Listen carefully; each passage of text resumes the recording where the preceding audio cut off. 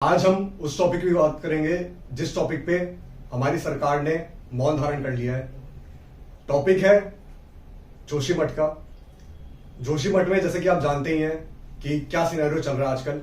ये वाकया शुरुआत होता है प्रकाश भोटियाल जी से। जो 52 वर्षीय प्रकाश भोटियाल रात के समय आराम से अपने घर वालों के साथ अपने घर में सो रहे थे। उनको अचानक से बहुत ही तेज साउंड सुनाई देती है रात में। रात के 11 बजे के आसपास उनकी आंख खुलती है और वो चौंक के उठ जाते हैं कि इतनी तेज साउंड कैसे आ रही है। ये कोई आसपास वॉर वाली सिचुएशन हो गई है या कोई अटैक हो गया है, टेररिस्ट अटैक हो गया है। वो घबरा जाते हैं। जब वो उठ के देखते हैं, अपने कमरे की लाइट्स ऑन करते हैं तो उनको अपने कमरों में क्रैक्स दिखाई देते हैं। वो बाहर आते हैं, उन्हें लगता है शायद कोई अर्थक्वेक आया।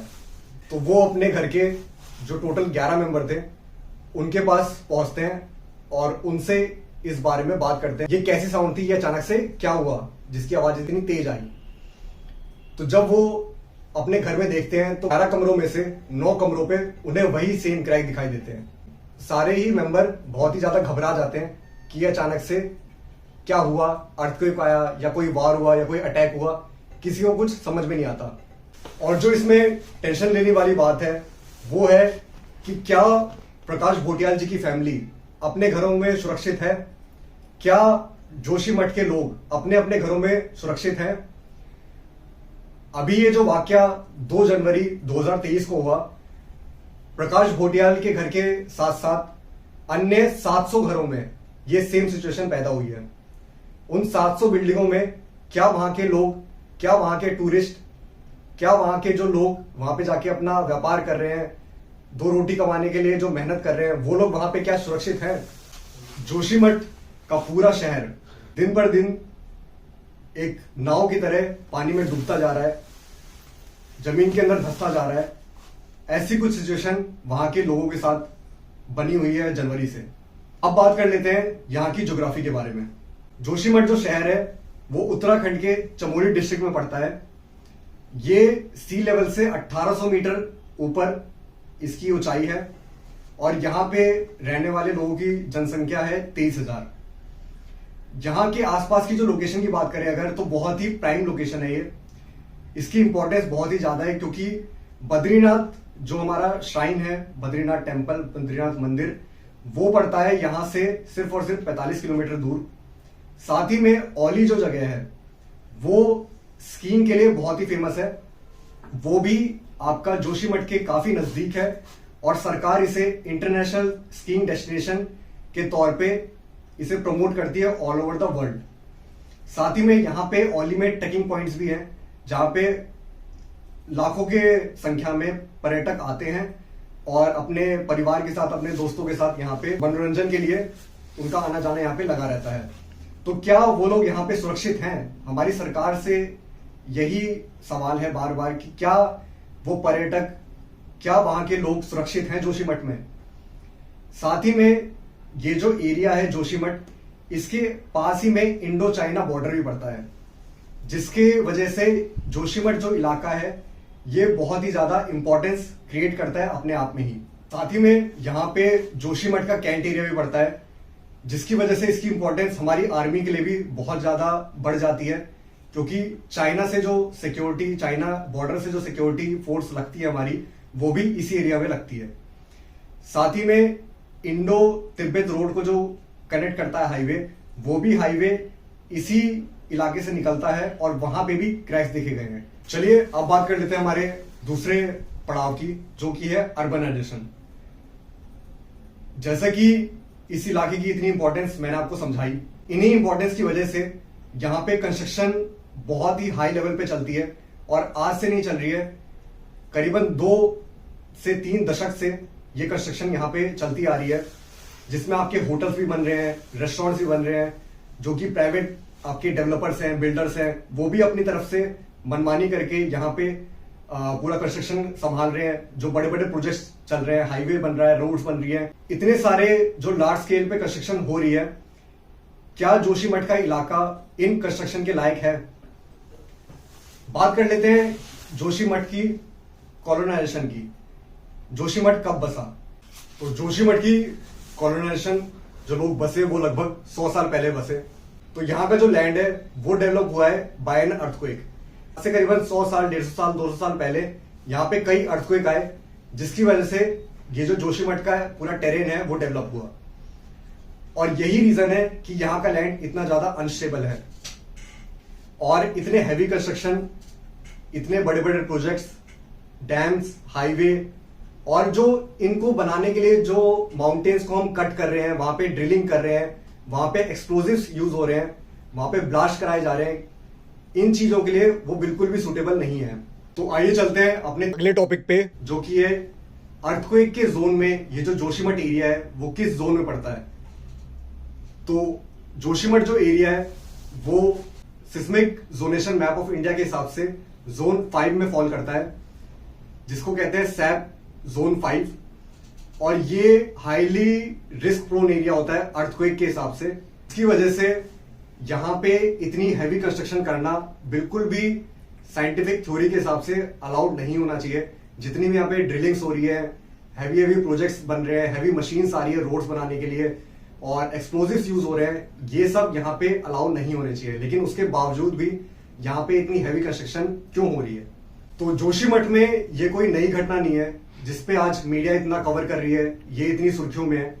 तो आज से करीबन 1.5 साल पहले अक्टूबर 2021 में ऐसी ही सेम घटना वहां के लोगों ने मीडिया को रिपोर्ट करी। अक्टूबर 2021 में गांधीनगर और सुनील वार्ड नाम के वहां पे जो 2 एरिया हैं, वहां पे भी ऐसे सेम क्रैक कई घरों में देखे गए, जिसपे ना मीडिया ने आवाज उठाई, ना सरकार ने कुछ एक्शन लिया। सेम कंस्ट्रक्शन लेवल चलता रहा। लेकिन वहां पे जो एक संगठन है जो जोशीमठ के लिए काम करता है, वहां के लोगों का ही, उन्होंने ये सब चीजें काफी बार मीडिया में बोली है, काफी बार सरकार को बोली है, लेकिन कोई एक्शन कभी भी सरकार के द्वारा नहीं लिया। मिड 2022 में ऐसी ही सेम घटना रविग्राम वार्ड में भी हुई, जो कि मीडिया में रिपोर्ट किया गया, लेकिन उस पर भी कोई एक्शन नहीं लिया गया। सितंबर 2022 में Uttarakhand state disaster management authority USDMA इनके द्वारा एक रिपोर्ट पब्लिश करी गई, जिसमें इन्होंने इल प्लान कंस्ट्रक्शन और अनप्लान्ड ड्रेनेज सिस्टम पे आवाज उठाई। लेकिन इस पे भी ना मीडिया ने कुछ बोला, ना सरकार ने कुछ बोला। मीडिया भी चुप रह गई और सरकार ने भी कोई कदम नहीं उठाए। मीडिया ने इन चीजों को कवर अब इसलिए करा है क्योंकि ये बहुत ज्यादा बढ़ चुका है। जो वहां पे क्रैक्स की सिचुएशंस है, जो वहां पे इतना डिसास्टर हो रहा है, तब मीडिया की आंखें खुली। साथ ही में वहां पे 80 से ज्यादा फैमिलीज होमलेस हो चुकी हैं। इसका जिम्मेदार कौन है? अकॉर्डिंग टू मीडिया ये जो सारी सिचुएशन है, इसका ब्लेम जाता है वहां के लोगों को, कि जब उन्हें पता है यहाँ पे इतनी अनप्लान्ड कंस्ट्रक्शन चल रही है, तो वहां पे वो लोग रह क्यों रहे हैं। लोकल्स जो वहां के हैं वो ब्लेम करते हैं वहां की सरकार को कि इतनी अनप्लान्ड कंस्ट्रक्शन सरकार होने क्यों दे रही है। जो वहां की गवर्नमेंट है वो ब्लेम करती है बिल्डर्स और डेवलपर को, और बिल्डर ब्लेम करते हैं वहां के पहाड़ों को कि पहाड़ ही वहां के अनस्टेबल हैं। लेकिन दोस्तों देखा जाए तो जो ब्लेम जा रहा है लोकल्स को, उससे काफी ज्यादा ब्लेम जाना चाहिए वहां की सरकार को, क्योंकि जितनी भी हैवी कंस्ट्रक्शन वहां पे चल रही है उसका अप्रूवल किसने पास किया? क्या वहां के लोकल जो लोग हैं उन लोगों ने उनको वो परमिशन दी कि इतनी हैवी कंस्ट्रक्शन वहां पे की जाए, जिसके लिए वो चीज बनी ही नहीं है। क्योंकि इलीगल कंस्ट्रक्शन जो है, क्या वो लोकल लोग रुकवा सकते हैं? बिल्कुल नहीं। इसका हक जाता है, इसका राइट है सिर्फ और सिर्फ वहां की सरकार के पास। तो वहां की सरकार इतनी इलीगल कंस्ट्रक्शन क्यों होने दे रही है? वहां का ड्रेनेज सिस्टम, वहां का डिस्पोजल सिस्टम, वहां का कंस्ट्रक्शन सिस्टम, वो सब किसके हाथों में है? वो है उत्तराखंड की सरकार के हाथों में। कुछ चीजें जो ना आम आदमी के हाथों में है और ना वहां की सरकार के हाथों में, वो है क्लाइमेट चेंज और natural disaster. And according to a report, पिछले 2 डिकेड में काफी ज्यादा टेम्परेचर राइज देखा गया है उत्तराखंड में, जो कि आगे आने वाले 1 से 2 डिकेड में 2 से 4 डिग्री तक बढ़ जाने वाला है। जिससे वहां के बड़ी बड़ी जो आइसबर्ग हैं, जो बड़े बड़े आइस माउंटेन्स पे जमा हो रखे हैं, वो जब मेल्ट होना शुरू होंगे तो वो अपने साथ सॉइल इरोजन भी करेंगे माउंटेन्स पे, और लैंडस्लाइड्स और फ्लैश फ्लड की भी वो एक रीजन बनेंगे। तो क्या इतनी बड़ी बड़ी जो कंस्ट्रक्शन हमारी सरकार वहां पे होने दे रही है, क्या हम लोग इन सिचुएशन के लिए तैयार हैं? चलिए अब बात कर लेते हैं इस सिचुएशन की डायरेक्ट कॉजेस की। सबसे पहला पॉइंट है Tapovan Vishnugarh hydro power project, जो कि एनटीपीसी के द्वारा 2006 में स्टार्ट किया गया है, और ये एक हाइड्रो इलेक्ट्रिक प्रोजेक्ट है जो अभी भी अंडर कंस्ट्रक्शन में है। और इसके लिए एक टनल निकाली गई है जो जोशीमठ के नीचे से निकाली गई है। और 24 दिसंबर 2009 की एक घटना है जो कि एनडीटीवी ने भी रिपोर्ट करी थी। उस घटना में एक इक्विपमेंट यूज किया गया है टनल को डिग करने के लिए, जिसकी वजह से जो एक्वीफर होता है, एक्वीफर जो लोग नहीं जानते उनके लिए मैं बता दूं, जो हिली एरियाज होते हैं, जो माउंटेन्स होते हैं, उसके नीचे जो सॉइल होती है और जो आपके पत्थर वगैरह होते हैं, उसके अंदर आपका जो फ्रेश वाटर होता है वो स्टोर होता है, और फिर उसके नीचे पूरा सॉइल्स होती हैं। तो ये जहां पे फ्रेश वाटर स्टोर होता है वहां पे इन लोगों ने डिग कर दिया, और वो एक बहुत बड़ी मिस्टेक थी, जिसकी वजह से वो पानी नॉन स्टॉप आज की डेट में भी बहता जा रहा है, और जो सॉइल है वो दबती जा रही है, जिसकी वजह से 5 से 6 सेंटीमीटर ये जोशीमठ और नीचे आ गया है, और यहां पे लैंडस्लाइड्स की समस्या बनी हुई है। लगभग 70 मिलियन लीटर वाटर यहां पे रोज डिस्चार्ज होता है, रोज वेस्ट होता है। 700 लीटर पानी फ्रेश वाटर पर सेकेंड यहां पे डिस्चार्ज हो रहा है। तो एनटीपीसी का इस पे कहना है कि हमने ये जो टनल बनाई है वो जोशीमठ से 1 किलोमीटर दूर और 1.1 किलोमीटर अंडर द ग्राउंड बनाई है, जिसकी वजह से इसमें हमारा कोई भी मिस्टेक नहीं है, इसमें हमारा कोई भी लेना देना नहीं है। और इसमें इसके अलावा कोई भी साइंटिफिक थ्योरी हुई नहीं है, साइंटिफिक स्टडी हुई नहीं है, जिसकी वजह से हम एनटीपीसी को भी इसके लिए गुनहगार नहीं मान सकते। तो जो दूसरा डायरेक्ट कॉज है वो है यहां पे बनने वाला हिलोंग मारवाड़ी बाईपास, जो कि हमारे प्रधानमंत्री द्वारा इनॉग्रेट किया गया 2016 में। ये 6 किलोमीटर लंबा रोड अंडर कंस्ट्रक्शन है अभी भी, और ये 800 किलोमीटर बड़ा जो अपना 4 धाम प्रोजेक्ट है उसको कनेक्ट करता है। इसकी लागत जो है वो है 12,000 करोड़ में ये प्रोजेक्ट बनाया जा रहा है। आइए अब जानते हैं कि इस पे जियोलॉजिस्ट क्या कहते हैं। बहुत से जियोलॉजिस्ट, जो भी आपको लिस्ट दिख रही होगी अपनी स्क्रीन पे, इन सब ने फ्रंट में आके कहा है कि ये कंस्ट्रक्शन रोक देनी चाहिए, ये कंस्ट्रक्शन बिल्कुल भी फीजिबल नहीं है वहां पे करने के लिए, और इससे तबाही का मंजर लोग देखेंगे। इसी के लिए बीजेपी ने एक पिटीशन फाइल करी है सुप्रीम कोर्ट में, जिसपे सुप्रीम कोर्ट ने बार बार वो पिटीशन को खारिज किया है। बार बार इस कंस्ट्रक्शन को रोकने के लिए सुप्रीम कोर्ट ने कहा है। सुप्रीम कोर्ट के बार बार मना करने के बावजूद भी ये कंस्ट्रक्शन हमारी केंद्र सरकार द्वारा नहीं रोका गया, और ये आज भी चल रहा है। इसकी एक रिपोर्ट भी आज प्रेजेंटली न्यूज चैनल पे लाइव है। रात के 2 बजे यहां पे ब्लास्ट करवाए जा रहे हैं, माउंटेन्स के अंदर ड्रिलिंग हो रही है, जबकि इसको सुप्रीम कोर्ट ने बिल्कुल ही मना कर दिया था कि ये कंस्ट्रक्शन नहीं होनी चाहिए। फिर भी ये कंस्ट्रक्शन क्यों हो रही है? इसका जिम्मेदार कौन है? क्या केंद्र सरकार इसका जिम्मेदार है या उत्तराखंड की सरकार इसकी जिम्मेदारी लेती है? Now we are standing just 1 kilometer away from Joshimath. This is Badrinath Joshimath highway, but it is 1:52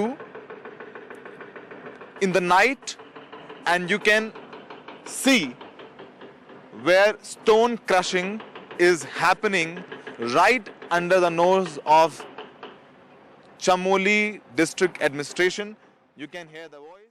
बहुत से न्यूज़पेपर में, बहुत से आर्टिकल में बहुत सी थ्योरी निकाली गई है इसकी कि यहाँ पे जितनी हैवी कंस्ट्रक्शन हो रही है ये सब एक तो अनप्लैंड है, ऊपर से सुप्रीम कोर्ट के मना करने के बाद ये इलीगल भी हो जाती है, फिर भी ये कंस्ट्रक्शन लगातार चल रही है। चाहे वो आपका एनटीपीसी के प्रोजेक्ट्स ले लो, चाहे वहां पे डैम्स के प्रोजेक्ट ले लो, चाहे वहां पे हाईवे के प्रोजेक्ट ले लो, वो सब कंस्ट्रक्शन आज भी चलती आ रही है। तो ये किसकी लापरवाही है? सरकार ने इस पे अपनी बोलती बिल्कुल बंद कर ली है, वो जवाब देने के लिए बिल्कुल भी तैयार नहीं है। और दोषी कहीं ना कहीं जो लोग हैं वहां के, वो मानते हैं सरकार को। अब बात कर ले अगर कंपनसेशन की, तो सरकार ने शुरुआत में पर फैमिली 5,000 में कंपनसेशन तय करके अपना पलड़ा झाड़ लिया था, जो कि बढ़ा के अब 1.5 लाख कर दिया गया है। लेकिन अभी भी वहां की जो लोग हैं वो 5 लाख पर फैमिली ये कंपनसेशन डिमांड कर रहे हैं, जो कि काफी कम है। 5 लाख भी एक परिवार जो इतनी मुश्किलों से, मुश्किल दौर से गुजर रहा है, उनका पूरा घर तहस नहस हो गया है, वहां पे काम का कोई साधन नहीं बचा, लोग इतने परेशान हैं और सरकार उन्हें सिर्फ 1.5 लाख रुपए देके अपना पलड़ा झाड़ लिया। तो दोस्तों, हम जानना चाहेंगे कि आपका इस पे क्या कहना है और सरकार इस पे कब तक चुप्पी साधे रहेगी। तो दोस्तों, इसी के साथ इस वीडियो को खत्म करते हैं और हम आशा करते हैं कि सरकार आगे आए और वहां के लोगों के बारे में भी सोचे। और व्यूअर्स, आप भी अगर हमारे इन बातों से सहमत हैं और वहां के लोगों का सपोर्ट करना चाहते हैं, तो इस वीडियो को ज्यादा से ज्यादा शेयर करें, जिससे ये वीडियो सरकार तक पहुंचे और हम उन लोगों की मदद कर सके। ये मदद आप इस वीडियो को शेयर करके, इस वीडियो को लाइक करके हमारी ये मदद कर सकते हैं। और कमेंट करके हमें जरूर बताइएगा कि आपका इस पे क्या सजेशन है, आपका इस पे क्या सोचना है। बस इसी के साथ आज की वीडियो समाप्त होती है, लेकिन हमारी ये लड़ाई समाप्त नहीं होगी। हम इसके लिए आवाज उठाते रहेंगे और आगे जो भी सरकार का इस पे बात रहेगी, जो भी सरकार की इस पे वर्डिक्ट रहेगा, वो हम आप तक जरूर लाएंगे।